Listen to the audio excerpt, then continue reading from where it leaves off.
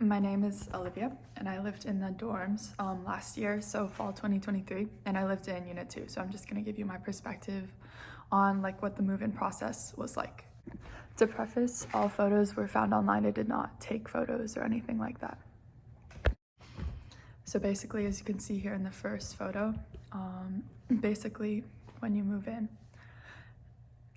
you're gonna have like assigned a time to move in, and then you like have like street parking where you can park, and then once you park, then you go and you get your keys from like this tent, as you can see in the picture there. And if like somehow you don't like attain street parking or something, they have a parking lot right next to Unit 2, and I believe like all the other units are like have a similar move-in process and have like parking lots and places to park and stuff like that. But then you get your keys. After you get your keys, then you get like a move-in cart. You bring that cart to your car. Try to put as much stuff as you can into your moving cart, because we had to wait like 30 minutes to an hour each trip with the moving cart, and you can only bring like one moving cart up the elevator, and we only had one elevator. And so just put as much stuff as you can in the moving cart, and then you bring your moving cart to your dorm. You wait in line to use the elevator. You take the elevator up to your room, and then like you unlock your room, you bring your moving cart in, you unload your stuff, and then you go back down to get more of your stuff. And I don't recommend unpacking until all your stuff is up there, because it just creates more time, and like other people are coming in at like different time slots. So it's just better that you move in everything all at once and then start unpacking.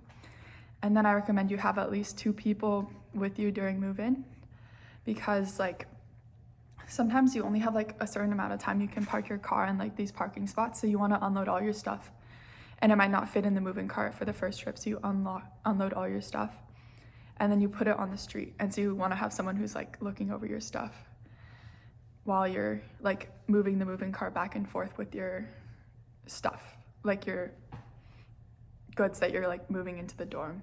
And then here I have like some pictures of like the dorm, as you can see. And like you'll probably meet your roommates during this time, and so like I recommend coordinating with your roommates like when each of you are unpacking, because they're all with their family, so it gets really congested in like the small area of your room. So just like saying like from this time to this time I will unpack, and then you will unpack, and then they will unpack, is like what I would recommend. And then like for me, like choosing like where we're each putting our stuff, we kind of decided day of, and we tried to have like a very fair and equitable distribution of space. And like for bunks, we also I think decided day of, and you just try to be like fair and equitable and make sure like everybody has like the same amount of space and everybody's like as happy as they can be. And then in my room we had like a mini fridge, and we had a microwave, and then you can rent vacuums, but it's like downstairs, and they're like a little bit difficult to use, but they will get the job done. And make sure to plug in your fridge, because I think ours was not plugged in. What else? Basically for bikes, if you have a bike you can bring it, but you need to like register it with the police department and get it like a sticker before you can get the keys to the bike cages. So just like keep that in mind. You might have to like keep it like on campus at some like bike locks, but like each unit has like bike cages, which is nice. But like while you're waiting to get like the sticker and like it all good with like the police department, you might have to put it like somewhere else.